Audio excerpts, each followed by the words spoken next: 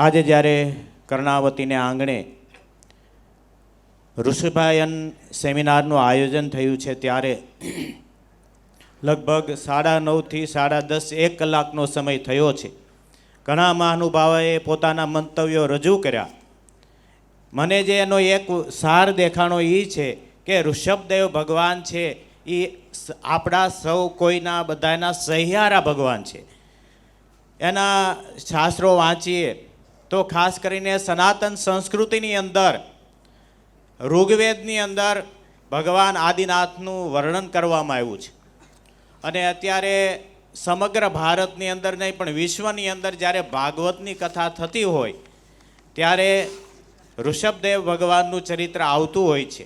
તો સનાતન સંસ્કૃતિની અંદર, જૈન સંસ્કૃતિની અંદર, બૌદ્ધ સંસ્કૃતિની અંદર આ બધા જ સંસ્કૃતિના જે શાસ્ત્રોનું પઠન પાઠન થાય ત્યારે એમાં જે એક કોમન વસ્તુ હોય તો એ ભગવાન ઋષભદેવ ભગવાન છે. આ વાત થઈ અધ્યાત્મની કે ભાઈ અધ્યાત્મના શાસ્ત્રોની અંદર આ વસ્તુ લખી છે એટલે ભગવાન ઋષભદેવ આપણા છે.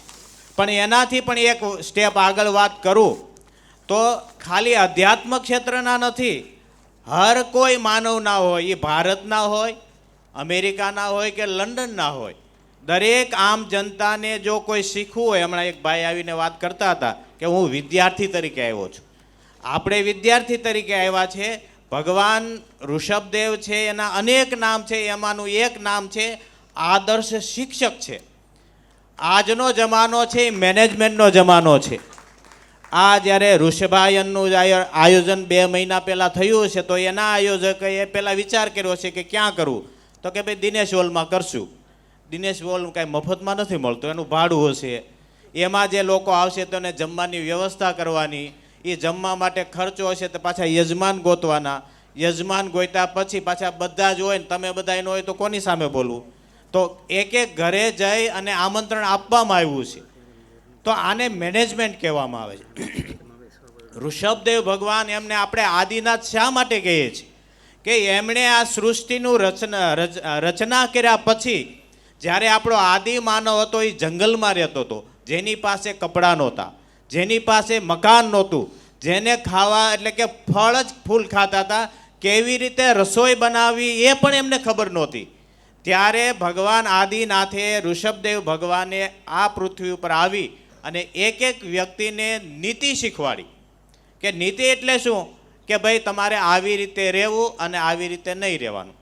કોઈ પણ વસ્તુ છે પૂછ્યા વગર લેવાની નહીં, લેવી હોય તો પૈસા આપીને લેવી, આ એક વાત શીખવી.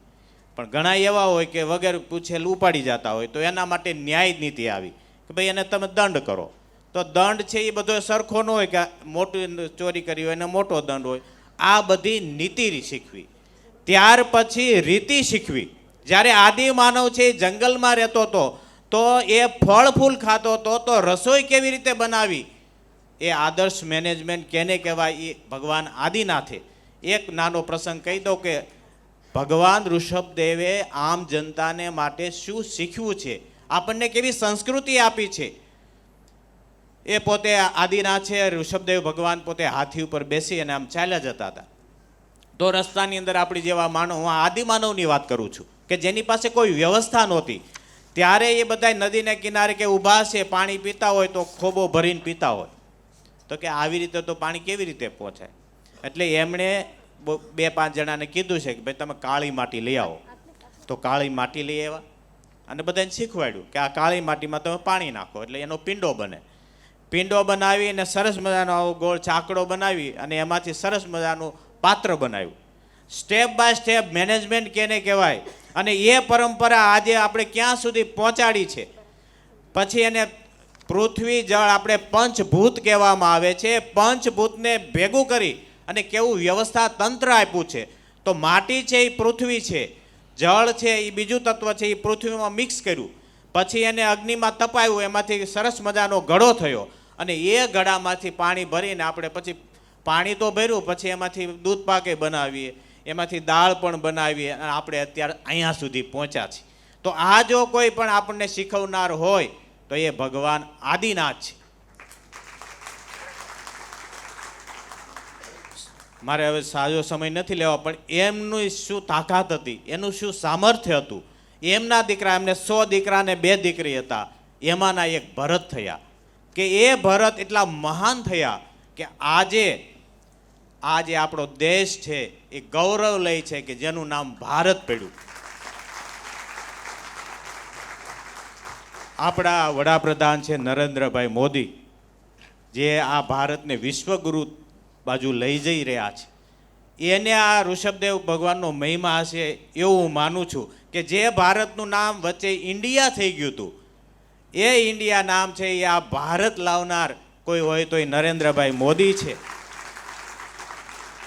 ખાસ કરીને જૈન સંપ્રદાયની અંદર આ ઋષભદેવ ભગવાનનું કેટલી તાકાત હશે કે આજે આ ઘોર કળીકાળની અંદર આ જેટલા ભગવંતો છે પૂરા 46 ડિગ્રી તડકાની અંદર ઉઘાડા પગે જાય છે. તો આ જે તપની પરંપરા આવી છે એ ભગવાન આદિનાથમાંથી આવી છે. જેટલા ગ્રહસ્થો ભક્તો બેઠા છે, પોતાની પાસે કરોડો અબજો રૂપિયા છે, પણ કોઈ કુલુ મનાલી ફરવા નથી જતા. ગ્રહસ્થની જેટલી સંપત્તિ છે એ બધી સંપત્તિ ધર્મને માટે, દેવાલયો, જિનાલયોને માટે વપરાય છે. તો જે આ દાનની જે પ્રેરણા છે એ ભગવાન આદિનાથમાંથી તમને બધાને મળી છે.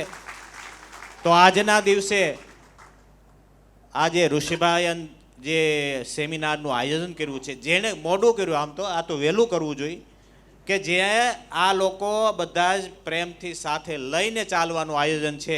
તો જેમણે આયોજન કર્યું છે એમને હું સત વંદન કરી અને સૌને જય જિનેન્દ્ર કહીને મારી વાણીને વિરામ આપું છું.